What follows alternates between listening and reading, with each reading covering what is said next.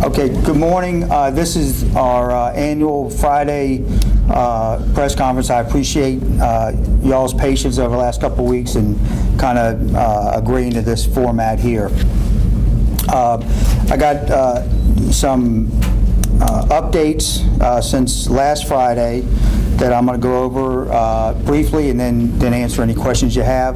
And then you're going to be given a jail tour, and then Kayla will lead that with you. And we have Lieutenant Barnes from the Hampton Roads Regional Staff that will be accompanying you as well. First off, some developments since last Friday. The Assistant Superintendent, Lieutenant Colonel Taylor, retired this week on Monday. He submitted his retirement papers. When it comes to processes, we have streamlined the medical process. Working with the medical staff and with the regional jail staff, we have centralized the medical providers, and now they work out of a centralized medical clinic to provide the chronic care. This in turn created new space for 4 new exam rooms to where they're able to see more people. We will no longer be using the kiosk for inmates to put in their sick call request. The sick call will be handled with sick call slips made out in triplicate to where they will be picked up by medical staff only and then processed that way. The jail officers will no longer handle any of those requests. And in relation to that, emergency grievance forms will not be used for any type of medical emergency. They will be picking up the phone or going straight to the nurse that's in the housing unit to respond. Our regular sick call for minor things will still be handled by the housing unit nurses. And they will also be doing in the housing units the diabetic checks, blood pressure checks, and wound care. But any of the chronic care, serious things, will be seen by the providers in the centralized medical clinic, which is, I think, standard practice in most of the jails that this medical provider does, as well as most of the member city jails. The other thing that I've been doing along with our staff is we've contacted the Department of Corrections. We have a number of state responsible inmates that have medical issues, mental health issues, and we're contacting DOC to try and get them into the DOC system as quickly as possible. And we had one last week that had been here for a couple of years, and we just got them out within about 2 days of calling DOC. So we're going to be working with them. We have a number of those folks, and they're really better off in the DOC system. I've also realigned our command staff. We have one captain now that is solely responsible for the medical, overseeing medical, handling medical, the liaison from the jail standpoint with the medical folks. They will, that captain will handle all inquiries, all complaints, either from inside or from the outside. So we'll have one centralized person who will handle that, instead of maybe whoever gets the call will handle it. That way we make sure that that's streamlined, and whatever those concerns are, we will have handled expeditiously. And with that, that is our update for this week. Be more than happy to answer any questions in relation to. Yeah. Sheriff, regarding the changes with the kiosk, we've received a lot of emails, as you know, from family members of inmates who will have told us, my relative submitted a request, put it in the kiosk for medical attention, and quote unquote, it was ignored, or the jail staff never did anything with it. So why the change? Did you find that there were some members of the staff that weren't handling those requests properly? There were some delays in getting into medical, and I wouldn't say they were ignored. What happens is, and quite honestly, I'm not familiar with the kiosk for medical sick calls. I'm familiar with them, to order canteen and so forth. They are utilized across the United States. I just am not familiar with them. But what happens is an inmate will type in, well, he can type in 5, 10 sick call requests. If they're bored, they're not doing anything. As you'll see when you take your jail tour, ask to see where the kiosk is. It's accessible, and you can literally put in 5, 10 sick call by one person. Well, you got to remember there's somebody on the other side, on the medical side, that is going through these, and as they go through them, that they'll review them, and then as soon as they review them, another 10 will pop up, and so it just didn't seem to me to be the best way to be able to put in for a sick call request. What I'm used to and what we're going to be doing here now is the inmates will fill out the sick call form, paper, and they'll put it, it'll be picked up by nurses, and they also will be able to actually see the person when they pick it up and ask them, hey, what's going on, or, get back to them or whatever. And so it's in triplicate. The inmate will get a copy of it. So when they say to a jail officer, hey, I put in for sick call and I haven't been seen or I haven't heard anything, the officer can ask, where's your, do you have your form? They produce it. Instead of having to go over to a kiosk or to go to a computer themselves and have to look it up. So it's a lot more streamlining, and I think it's going to be a lot more efficient. Is there going to be someone available that can help someone fill out a form, say that they can't write a form out, or? Yes, there's still going to be a nurse in the housing units. But for chronic care, we're going to be doing all of those things, like the doctor, the PA, those folks will be seeing these folks. The inmates will actually be brought from housing, their housing unit to the medical clinic. But for the rest of those things, the nurses are still going to be in the pods, handling diabetic checks, handling blood pressure, being able to answer any of those questions. And, jail officers will be able, to answer questions, but it's more appropriate when those forms get filled out that the medical staff picks those up, not the jail officers. How big is your medical staff here in the jail? I can't tell you what the number is, but I would probably say you're looking at probably in the mid-30s, low 40s. I know our medical staff here is bulked up more than we have at the member jails, but it's a full-time staff. They 24/7. Will you be adding the new staff to help just kind of with the transition, or after the transition? We are actually looking at that. There's some proposals that medical is going to be submitting, and I've told them,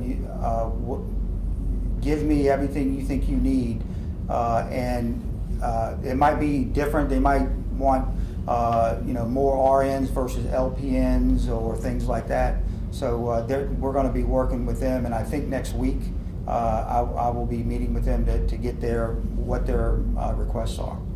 Will the changes in the kiosks, will that have any kind of effect on the cost of medical or anything like that, or have you all looked at that at all yet? Other than the cost of printing up the triplicate forms. Okay. Colonel Taylor, can you tell us how long he had been here and what is? He had been here 19 years since the jail opened up in 1998, or was that 18 years? Had he been somewhere else previously? He had worked, I believe, in the Department of Corrections before coming here. Was his departure, his retirement, was that expected? I met with him on Monday, and we had a brief discussion, and he went ahead and submitted his retirement papers. So it wasn't a long-term inspection. I don't know how to characterize it. I met with him, and I just thought we need to make some changes. So in other words, it was you two decided it was time for him to leave? It was yes. I would characterize it what you said. Can you say that? Yes, I think we met, and I told him that I thought it was in our best interest moving forward if he submitted his retirement papers, and he agreed. Would you say that's in direct relation to the investigation of the 2 deaths here at the jail? No, not in any, not relating to any particular incident or death. It's just from the overall process.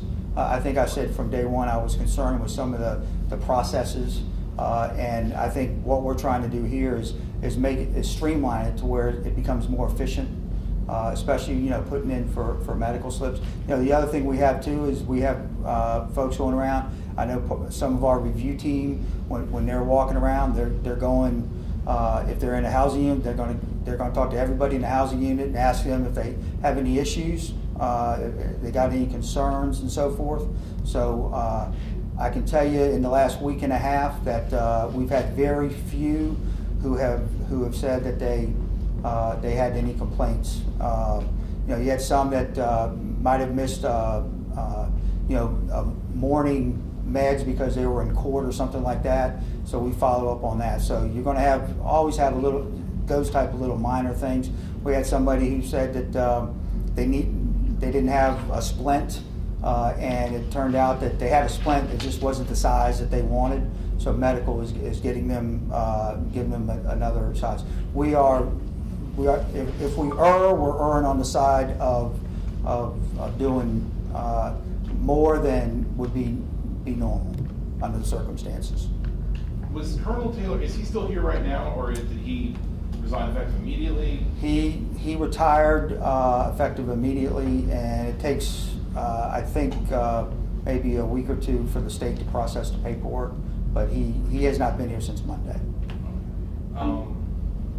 Back to the kiosk, how much of a delay were you seeing with that, and what kind of times do you expect now that you have these forms?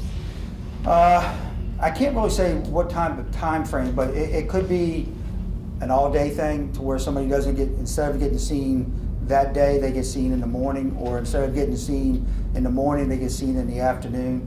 But you know, the way it was working before, you know, just imagine you really have to have somebody sitting behind a computer screen, and then you have all these things popping up. You're talking about several hundreds, and it's just, and when you have people putting multiple things in, you know, my goal, and a goal of any sheriff or anybody running a correctional facility is, you know, you always have things that are not what they appear to be or what they're said, you know, whether it's complaints or whatever, but the ones that are substantiated, you want to make sure you catch.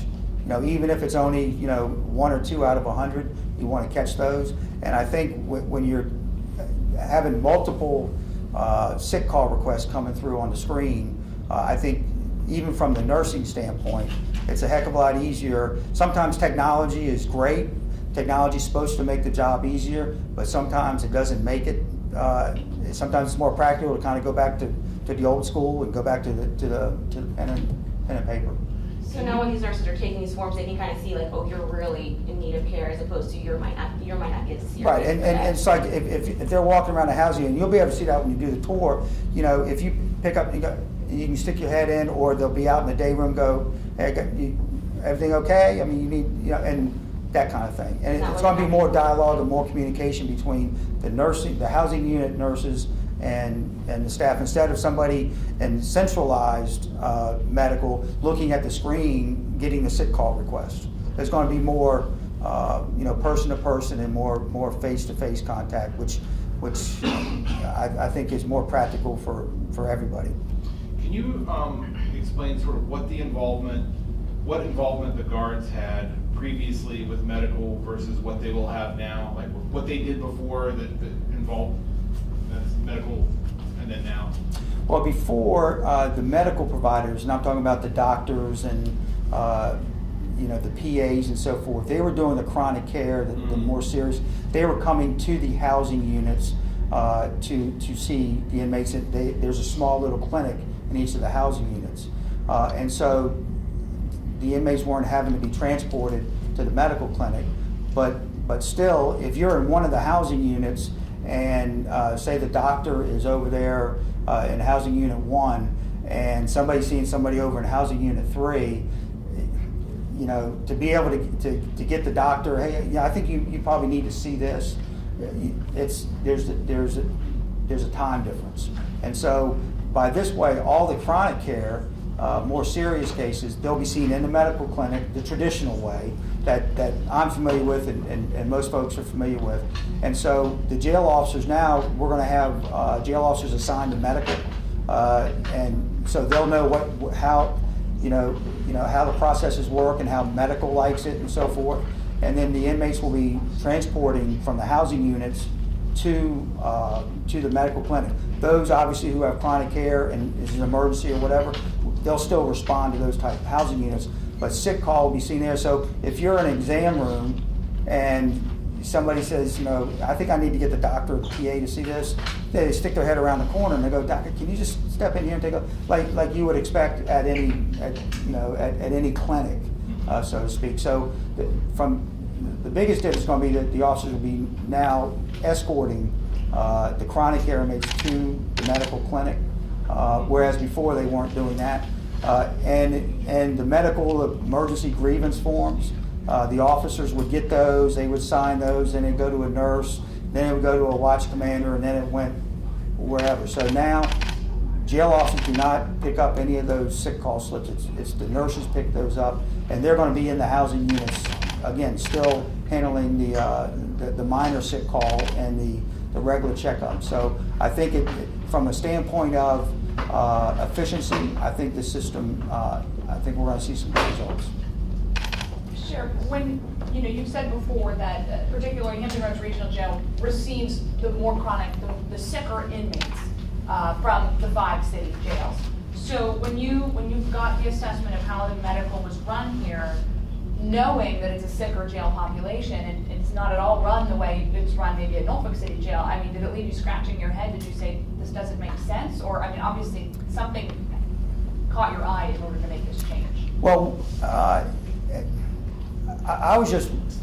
inquired as to why they were doing it that way, and in some ways it made sense. You go to the housing unit to see the person, but then when you kind of look at it and go, okay, well, if somebody needs to be seen in housing unit 3 by the doctor, but he's in housing unit 1, it made a lot of sense. You have the director of nursing, centralized, all of your providers are in one location, so it made sense. My understanding is we have an outside medical consultant, and I believe that was the recommendation by the medical consultant.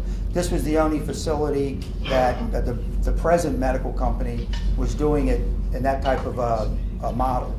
So we're going back to a model that they're familiar with, and that I think is going to be more efficient.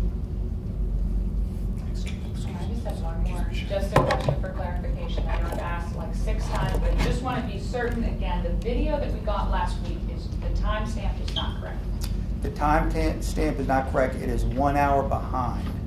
And why? That I don't know. I know it's not uncommon for camera systems like that. Sometimes they're off. They don't get reset when power goes out or so forth. But that's I know I've been asked that by several. I can't comment on that video because I'm sure it's going to be used in court as evidence in the lawsuit. But those things happen. Whether it's daylight savings time, which I'm not saying it's happened in this case, but it's not uncommon that you'll see it be off by a certain amount. But I think that it was important to let you all know that, since we did give the video out, that the date stamp was 1 hour behind. Are you looking at any changes in the mental health staff or staff for mental health, or changes in how inmates can seek mental health services? You deal with a lot of inmates that have those types of problems. What are you guys working on in that area to make progress so that they get the kind of care they need, whether it be medication, therapy, groups, that kind of stuff? Yeah, and that's another one of those components. The mental health workers will be in the centralized to where they can be seen. I've met with the mental health staff, very dedicated, very sharp, very professional. That was one of the things we did. We added mental health to this new existing medical contract when the other one was up and the new provider came on beginning of the year. We actually added some mental health. One of the things I'm going to do when I meet next week is any proposals that they have, if any of them are addressing mental health, then we're going to do that. But you're right, we have a number of mental health, because most of the jails, our member jails send them over, including me, because I think they can be better cared for here. But we have a significant number that are DOC responsible, that DOC has promised that they're going to look at to get up there, because they're better off up in the DOC system than they are down here. Once they go up the DOC system, they're stabilized. They're not just confined to a cell. They're able to get around, like kind of what you see on TV. They have recreation yards, and they're not escorted everywhere. That's where especially our mental health folks need to be. They don't need to be confined in a small, sometimes a single cell area. The contracts, can you tell us a little bit, or maybe you're not familiar with it, but what was in the previous contract with NAFCare, and then what's in the contract now with CCS, and how those differ? I can't specifically say, Gary, but I know that one of the areas we looked at was mental health, and we added positions for mental health because of the type of inmates that that the member jails were sending over. I don't know what the specific change are, but whenever there's differences, it's usually in how they're staffed, and I feel pretty good about the staffing here. But again, if there's recommendations at medical, my philosophy is we hire a medical provider, we pay them good money, and so we want them to tell us what is the best way for you to provide medical services to our population, and so that's what we're doing. What about the medications? Has there been any change to the way medications are given to inmates, or the process by, say, you enter into the jail and there's how they are assessed and then medicated? I can tell you that when they come over here from a member jail, they should have 3 days of medication sent with them. I can tell you we're changing the way we're delivering medications. They were doing pre-pour medication. In other words, they open up the package, they put it into a Dixie cup, and then they take it around. And that's allowed. Not a lot of facilities do that, but I know DOC, I understand, does it. But from the standpoint of, we have a number of inmates who refuse their medication, and we eventually try to get them to take it, but they may refuse. And from a monetary standpoint, it was about a little over $100,000 that we were wasting on medications.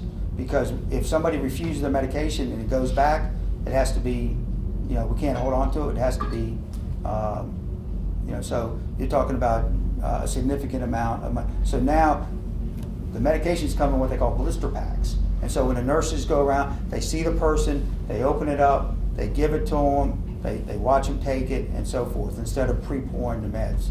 And my understanding for pre-pouring was it would save time on how long it would take to do the medical rounds, and that wasn't, for me, that wasn't a legitimate concern. So with the 100,000 that was wasted, is that just they would refuse and then the medicine would just be thrown away? Is that what? It would be thrown away. That doesn't seem like that's necessary. I mean, if it's pills in a cup, and all you're doing is either opening a blister pack or not opening a blister pack, why can't you just put the pills back in the bottle? Is that I'm asking, is that a regulation, or was that best practice here? No, that's how it, that's a protocol, a medical protocol by NCCHC, which is the National Commission on Correctional Healthcare. But I think most places do that. If somebody comes, if I go to a doctor on the outside and they want to give me medication, I say, no, I'm not going to take that. I wouldn't expect them to, handle that medication and put it back in a bottle and give it to you if you come in. Yeah. And so you're talking about a lot of medications. I just yesterday I saw a bag full of all the, and you talk about some of them are AIDS medications, and AIDS medications, some of them are up to $9,000 a month to take for one inmate. So you can imagine how much those things cost.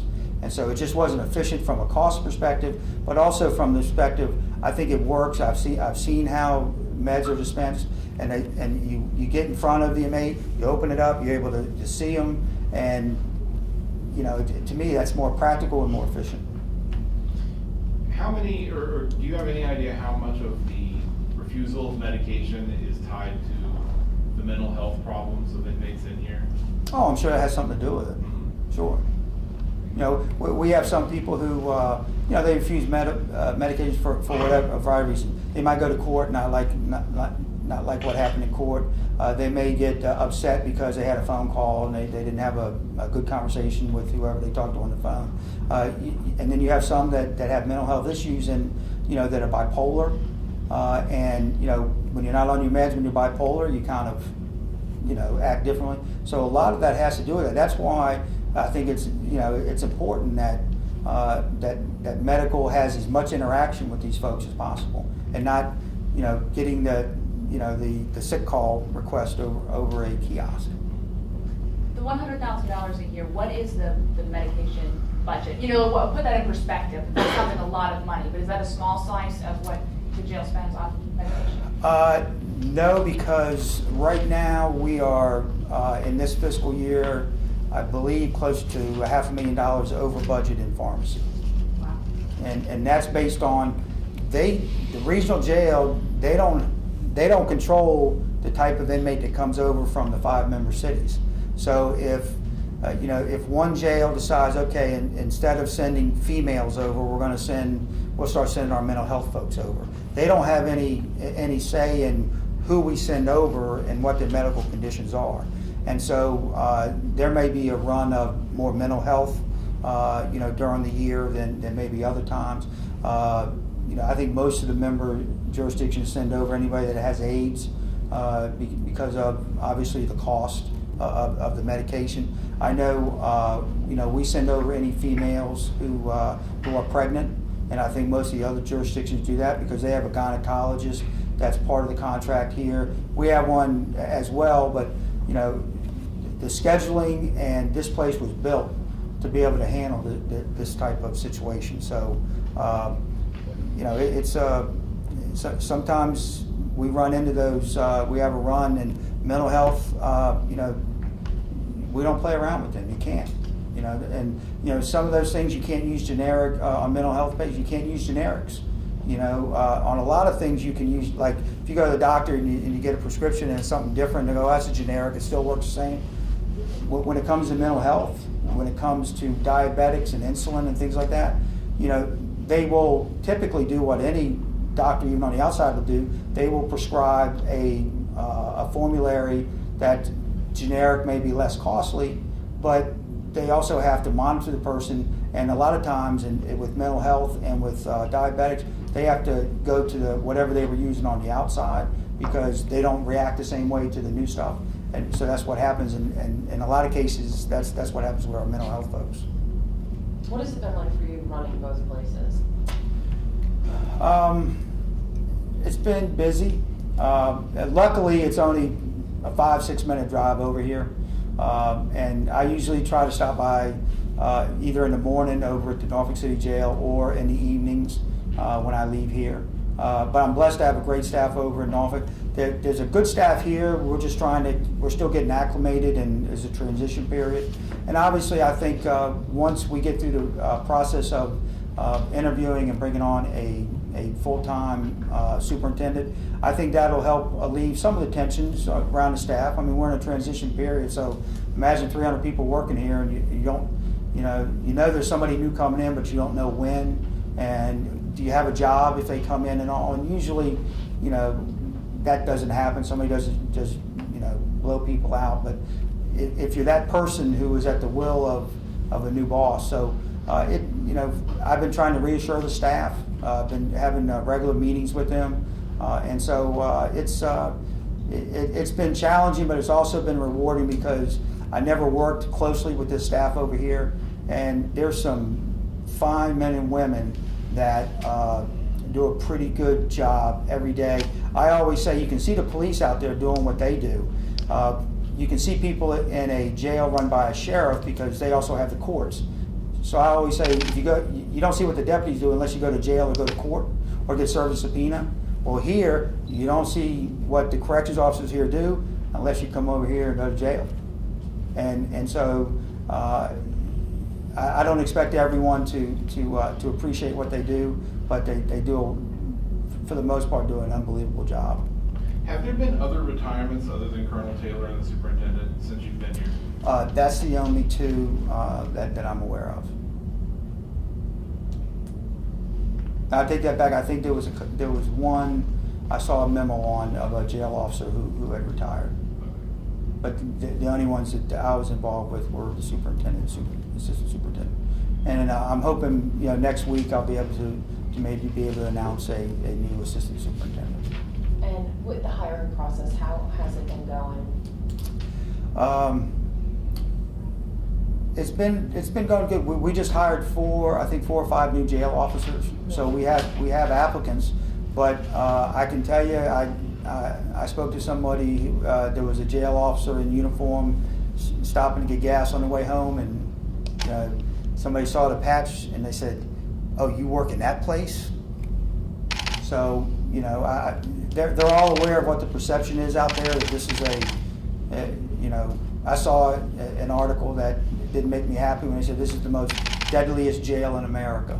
I mean, how would you like to be working here as a jail officer, as an employee, and that's the reputation that this place has gotten, which I think is totally unfair. I think there's things that need to be addressed, are being addressed, but for the most part, I feel pretty good about the way when these folks, because if I didn't, I wouldn't send any inmates from Norfolk over here.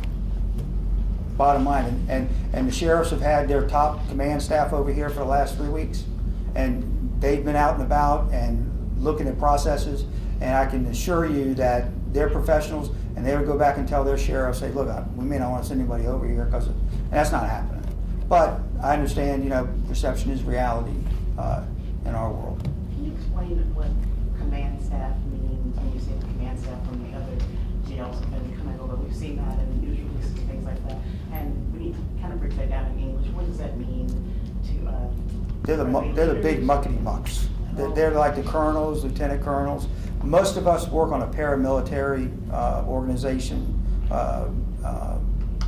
form, and so we've had the colonels, which is the number 2 person in a sheriff's office, the lieutenant colonels, which may or may not be either the number 2 or number 3 person, and so the sheriffs have been sending over their top command senior staff. And I, at the first press conference, I said, over 100 plus years of experience between all of them. So all of them have experience in working in all facets of the jail, overseeing all facets, of what happens inside a correctional facility. And so they've been a tremendous help as well with the things that they've seen, their observations, and then meeting, and then we get together and kind of talk about it. And hiring new jail staff, are you looking at people that have experience with dealing with inmates that have mental health and other issues, and health issues? Are you looking at training differently to work here perhaps because of the kind of inmates they have to deal with? Well, for new staff, for new jail officers, quite frankly, you hope to get some just good people apply. They have the lowest salary in the region. I always try to look at veterans because they kind of know what it's like to work in a paramilitary organization, and they've gone through boot camp, and they're used to the discipline of a organization like this. But we have a cross section of people who've worked in a lot of different areas. But right now, we're looking to get any qualified person that meets all of our requirements to be able to bring on board. I think I might have mentioned, maybe not in this group, the past month is the first time in the history that I've been sheriff for 23 years, we've had 0 people apply to be a deputy sheriff in Norfolk. We've always had a pool, and we don't. So I think, and you all probably reported on some of those things, there's a lot of police departments, a lot of sheriff's offices that applications are down, for whatever reason. A, it's a tough job, and B, it's, with all the things going on out there in the community now, a lot of them are looking elsewhere to maybe a less stressful job. Do you know what the average salary is here, and then the average salary for the Norfolk jail? Can you give us some kind of an idea of what we're talking about? Thank you for asking that question, Gary. I think the average salary here is a little over $31,000, almost $32,000. In Norfolk, it's about $1,000 more, 33,000. If you go to Chesapeake, it's 39,000. If you go to Virginia Beach, it's about 39,000. So when you look at the, I think in Newport News and Hampton, which are our member facilities, there I think at 35. You go through the academy, you get an extra 1,000. So between the regional jail, Portsmouth, and Norfolk, we're kind of at the bottom. We lose a lot of folks. I just lost a lieutenant that went out to Virginia Beach to be a deputy. You're gonna make more money. So, you know, that's never gonna change, you know, in the real world, so let's face it. So we try to do the other little things, you know, to try to attract people, you know, in Norfolk. But it's a challenge, and I think it's great that they're still getting applications here. Any other questions? Well, Can you, yeah. just one, Sir. when you have an inmate that has obvious mental problems and they won't take psychotropic drugs that you provide, can you explain the process that you have to go through to go to court to get that completed? And how many inmates do you actually have compelling them to take drugs at this point? I mean, the inmates telling other inmates to take them? No. As far as the court system, how many people in this institution are compelled to take psychotropic? Okay, gotcha. If somebody doesn't take their medications over a period of time, then what happens is we will call the CSB, the medical department will work with the jail staff, and they'll call CSB to come do an intervention. If they can't get them to take their medications and they feel as though they're at a point where they're going to be a threat to themselves or somebody else, then what they'll do is they'll go to court and ask for what they call a temporary detention order. That temporary detention order then is the legal process to be able to take somebody to a facility, a mental health facility, to be able to be treated. That is where, that's the $64 million question there is, we can't take them unless there's a bed available. So when you call Eastern State, Central State, and there's no bed available, you're left to do what? I've said if we ever have that happen, we're putting them in a car and we're going to take them and we're going to park in front of the hospital until they take them. And that's one of the issues that we've had ever since I've been sheriff. There's never been enough beds, and that's still today. And I think that's one of the outlying issues is you know, I had somebody ask me, well, what do you do in that situation? What can the corrections officer do? Can't they do more?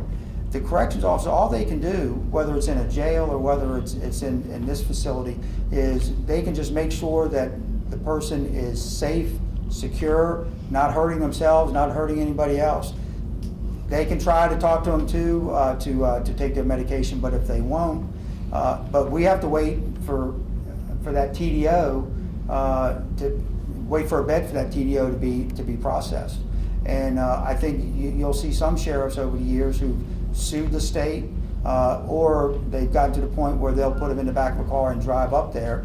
When you make that kind of, I don't want to say threat, but that commitment, generally a bed opens up.